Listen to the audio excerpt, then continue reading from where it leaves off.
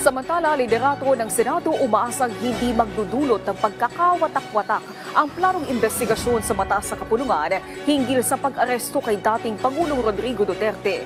Philippine National Police tiniyak naman na makikipagtulungan sa naturang pagsisiyasat. Si Daniel Manalasa sa sentro ng balita.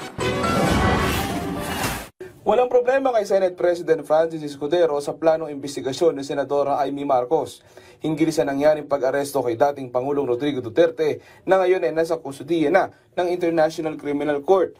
Pero bagamat may nakaambang na investigasyon, may hiling si Escudero. Sana ang maging dulo ng kanyang pagdinig ay maghilom tayo at magkaroon ng pagkakaisang muli at hindi lalo pang dagdagan yung divisiveness o pagkakaaway-away natin. Sabi ni Senator Marcos, iimbitahan daw ang ilang opisyal ng pamahalaan. Base sa kalendaryo ng Senado, nakatakda na sa Huwebes o sa March 20 ang isasagawang investigasyon. Handa naman ang PNP na makipagtulungan.